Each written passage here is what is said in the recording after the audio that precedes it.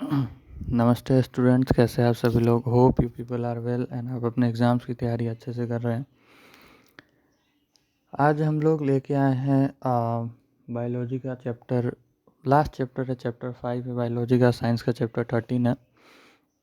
इसको हम लोग वन शॉट में ख़त्म करने वाले हैं। ठीक है, खास चैप्टर है नहीं, आप चाहें तो इस वीडियो को देख के प्री बोर्ड्स वगैरह में जा सकते हैं। बोर्ड्स वगैरह में जाने के लिए आप एक बार रीड कर लें इस चैप्टर को और बस यू आर रेडी। सो काफ़ी अच्छा चैप्टर है और इस चैप्टर में ऐसा कुछ खास है नहीं। इस बुक में जो है कुछ खास तरीके से लिखा नहीं गया है। ठीक है, तो मैं आपको इस बुक पे मैं धीरे धीरे आपको एक एक चीज़ समझाऊंगा, है ना। तो आ, ये लास्ट चैप्टर है बायोलॉजी का। इसके बाद बायोलॉजी की तो कोई लेक्चर्स नहीं आएंगे क्योंकि इसके बाद हम लोग 11th में चले जाएंगे, है ना। तो सबसे पहला कॉन्ग्रेचुलेशन, है ना। चैनल शुरू करते हुए भी टाइम हो चुका है ना। तो आपने अगर अभी तक लाइक शेयर सब्सक्राइब नहीं किया है तो कर ले। हम लोग शुरू करते हैं बायोलॉजी का लास्ट चैप्टर आवर एनवायरनमेंट। जल्दी से शुरू किया जाए, ठीक है। मैं बोल रहा हूँ, आप सुन ले, इतना ही काफ़ी है इस चैप्टर के लिए। इस चैप्टर के लिए मुझे नहीं लगता मैं आपको वैसे तो मैं हर वीडियो में नोट्स देता हूँ, लेकिन इस वीडियो में मैं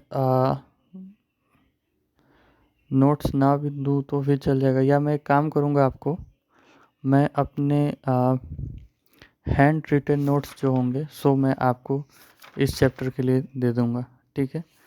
आप उससे भी काम कर सकते हैं, ठीक है। तो अपन उस पे काम करते हैं।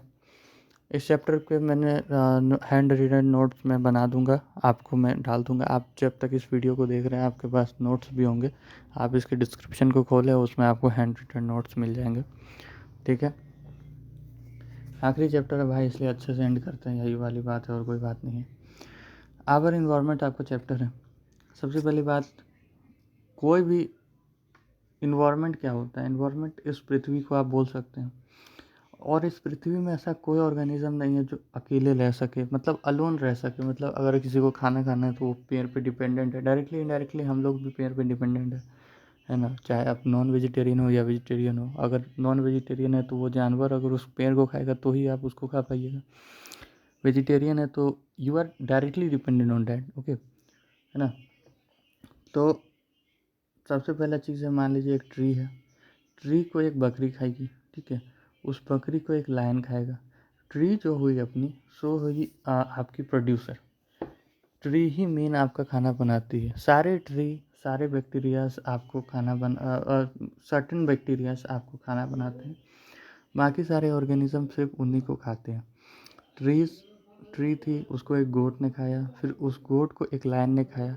तो गोट जो हुई वो फर्स्ट कंज्यूमर हुई, लायन जो हुआ एक सेकंड कंज्यूमर हुआ। एक चीज़ आता है डिकम्पोजर। जो भी ऑर्गेनिज्म ट्री वगैरह डेड हो जाती है, उसको जो छोटे छोटे टुकड़ों में कन्वर्ट करता है उसको बोलते हैं डिकम्पोजर्स, ठीक है। उसके बाद आपको जानना है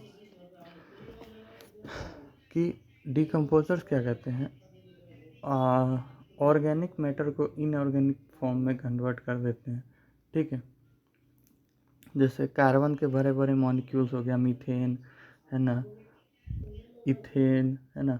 तो ऐसे ऐसे मॉलिक्यूल को छोटे छोटे कार्बन के फॉर्म में, वाटर के फॉर्म में, मैग्नीशियम के फॉर्म में, ऐसे फॉर्म में कन्वर्ट करते हैं डिकम्पोजर्स आपको। फिर आपको अगला चीज़ इसमें बताया गया है जो कि है food chain and food webs. पहले food chains and food webs में क्या होता है कि कुछ ट्रॉफिक लेवल होते हैं। ट्रॉफिक लेवल, सबसे पहला ट्रॉफिक लेवल है आपका, अपना ट्री। इसको हम लोग लेवल 1 बोलते हैं। फिर ट्रॉफिक लेवल 2 है अपना कोई consumer, first consumer. Trophic level 3 है अपना सेकंड कंज्यूमर। ट्रॉफिक लेवल 4 है अपना लास्ट कंज्यूमर। हम लोग जनरली ट्रॉफिक लेवल 4 तक ही जाते हैं। क्यों जाते हैं उसके पीछे अभी मैं आपको कारण बताऊंगा, ठीक है। तो इस इन्वायरमेंट को, मतलब मैंने आपको बता दिया, जो भी हम लोग को घेरती है, सराउंड करती है, वो अपने इन्वायरमेंट। अब एक इकोसिस्टम भी आता है टर्म। इकोसिस्टम क्या होता है? बायोटिक और एबायोटिक का कॉम्बिनेशन आप कह सकते हैं इकोसिस्टम कहलाता है। ठीक है, हम लोग जैसे इकोसिस्टम में जी रहे हैं। ठीक है, तो बायोटिक मतलब लिविंग, एबायोटिक मतलब नॉन लिविंग। बायोटिक जैसे प्लांट्स, एनिमल, है ना, हम लोग, ये इकोसिस्टम हो गई। बायोटिक हो गई। एबायोटिक जैसे सॉइल, वाटर, लाइट, टेम्परेचर, तो हम लोग इस सब के बिना लाइफ इमेजिन भी नहीं कर सकते, तो ये एबायोटिक हो गई। और ये दोनों मिलती ही है तो ही हम लोग सस्टेन कर पा रहे हैं। इकोसिस्टम दो टाइप की होती है, नेचुरल और मैनमेड। नेचुरल इकोसिस्टम जैसे फॉरेस्ट, लेक, पॉन्ड। मैनमेड जैसे एक्वेरियम, गार्डन, है ना। फिर आप बोल सकते हैं कि बायोटिक एनिमल्स जो हैं वो डायरेक्टली डिपेंड करते हैं एबायोटिक फैक्टर्स में। ठीक है, अब यहाँ पे टर्म्स आने शुरू होते हैं। प्रोड्यूसर क्या होता है? प्रोड्यूसर ऑल प्लांट्स, कुछ सर्टेन बैक्टीरिया जैसे साइनोबैक्टीरिया। ठीक है, कंज्यूमर क्या होता है? कंज्यूमर वो होता है जो डायरेक्टली या इनडायरेक्टली प्लांट पे डिपेंड करता है।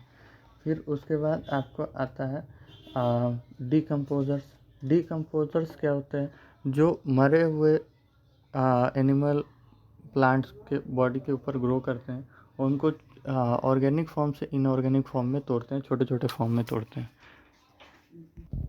जो कि मतलब इनऑर्गेनिक सब्सटेंस को ऑर्गेनिक सब्सटेंस में कन्वर्ट करते हैं। मरे हुए सड़े हुए फैक्टर्स पे डिपेंड होते हैं। अगला आता है आपका पैरासाइट्स। ठीक है, पैरासाइट्स वो होता है जो कंज्यूमर की बॉडी पे या प्रोड्यूसर की बॉडी पे सिर्फ जाके चिपक जाता है और उनसे खून चूसते रहता है, उन्हीं से फीड करता है। पैरासाइट्स दो टाइप के होते हैं, जो इनसाइड होते हैं, एक आउटसाइड होते हैं। इनसाइड वालों को बोलते हैं एंडो पैरासाइट्स, आउटसाइड वाले को बोलते हैं एक्टो पैरासाइट्स। ठीक है, ये बहुत ख़राब होते हैं, इससे ये आपको हार्मफुल बीमारी कॉज कर सकते हैं। फूड चेन में बात करें तो सबसे पहला ट्रॉफिक लेवल 1 होता है प्रोड्यूसर का, जिसको हम लोग रखते हैं प्लांट, ग्रास वगैरह। ट्रॉफिक लेवल 2 होता है फर्स्ट कंज्यूमर का, जैसे ग्रास है तो ग्रास हॉपर हो गया। ट्रॉफिक लेवल 3 होता है सेकंड कंज्यूमर का, जो कि फर्स्ट कंज्यूमर को खाएगा। ग्रास हॉपर को मान लीजिए फ्रॉग खा लिया। अब ट्रॉफिक लेवल 3 होता है जो कि सेकंड कंज्यूमर को खाएगा, जैसे कि स्नैक हो गया, है ना। तो इस तरीके से काम चलता है। अब एक चीज़ यहाँ पे बताई गई है ना, जब भी कोई एनिमल दूसरे एनिमल को खाएगा या प्लांट को कोई एनिमल खाएगा, तो सिर्फ 10% एनर्जी जो है वही एक बॉडी से दूसरे बॉडी में ट्रांसफ़र होगी। बाकी सारी बॉडी और एनर्जी जो है वो दूसरा बंदा यूज़ कर लेगा।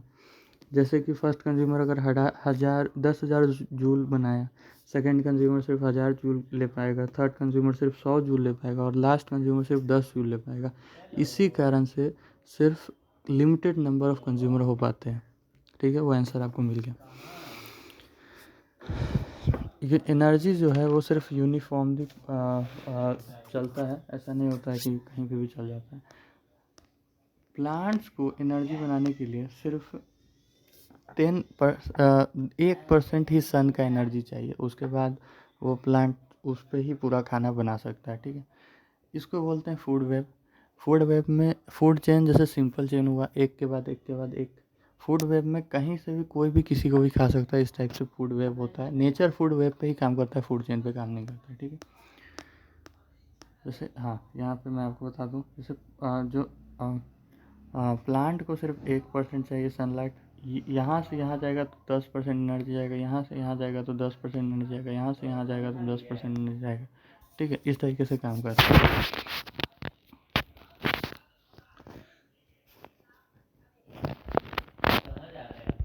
अब आप आ जाइए ओजोन लेयर डिप्लीशन वगैरह पे। यहाँ पे एक चीज़ बताई गई है, बायो मैग्नीफिकेशन। क्या होता है कि मान लीजिए कि एक कोई केमिकल आपने पानी में छोड़ दिया, फिर उसको स्मॉल फिश खा लेगी, वो केमिकल उसके बॉडी में चला गया, फिर उसको एक बड़ी मछली खा लेगी। अब बड़ी मछली एक तो खाएगी नहीं, 10 छोटी मछली खाई तो उसके पास और 10 गुना उसका केमिकल चला गया। फिर उसको एक बर्ड खा ली, बर्ड मान लीजिए 100 वो खाई तो उसमें 100 गुना वो केमिकल चला गया, और इससे क्या होगा कि बर्ड धीरे धीरे मर जाएगी। बर्ड का धीरे धीरे स्पीसीज़ ख़त्म हो जाएगा। तो हम लोग को इस पे भी ध्यान देनी चाहिए। अभी मैंने ये टॉपिक लास्ट लेक्चर में बताई हुई है, ज्योग्राफी का है, मैन्युफैक्चरिंग इंडस्ट्रीज। आप नहीं देखें उस वीडियो को तो ज़रूर देखें। ठीक इसी के पहले एक वीडियो है, वही है। ठीक है, अब आ जाइए आप ओजोन लेयर की डिप्लीशन पे। देखिए, O2 एक कंपाउंड है जो कि हम लोग के लिए बहुत एसेंशियल है। ठीक है, O2 एक कंपाउंड है जो कि हम लोग के लिए बहुत एसेंशियल है, लेकिन O3 एक कंपाउंड है जो हम लोग के लिए बिल्कुल एसेंशियल नहीं है। हो क्या रहा है, एक केमिकल है क्लोरोफ्लोरोकार्बन, जो कि पहले फ्रिज, एसी, रेफ्रिजरेटर वगैरह में यूज़ किया जाता था। वो केमिकल से क्या होता था कि सॉरी, पहले ओजोन लेयर के बारे में बता देता हूँ। ओजोन लेयर हम लोग को यूवी लाइट जो सन से आती है उससे प्रोटेक्ट करता है। यूवी लाइट स्किन कैंसर कर सकता है अगर वो स्किन पर डायरेक्ट पड़ता है तो O2 हम लोग के लिए ज़रूरी है। यूवी लाइट क्या करता है, O2 को 2 O में कन्वर्ट कर देता है, और फिर यही एक O दूसरे O के साथ कंबाइन होकर O3 बना लेता है। ये हम लोग के लिए बहुत हार्मफुल है। ये जब तक एटमॉस्फेयर के ऊपर हो रहा था तब तक ठीक है, ये धीरे धीरे नीचे आ गया, और किसकी वजह से, तो क्लोरोफ्लोरोकार्बन की वजह से। तो हुआ क्या, 1987 में एक संस्था है, यूनाइटेड नेशनल एनवायरनमेंट प्रोग्राम, इसने क्लोरोफ्लोरोकार्बन को अप्लाइंसेस में यूज़ करना के लिए बैन कर दिया।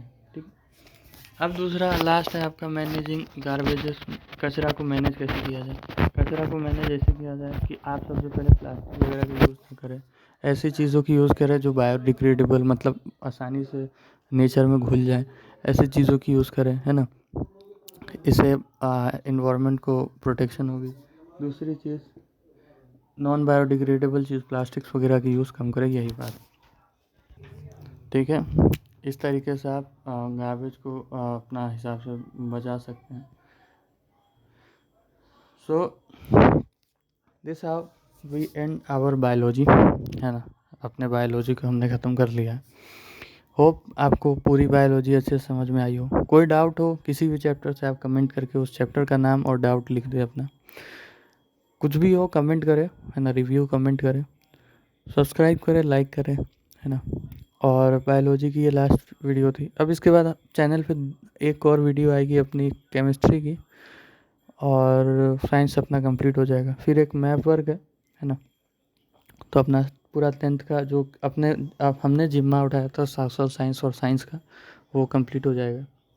सो थैंक यू वेरी मच, है ना, for your support, and thank you, have a nice day, thank you, bye, thank you.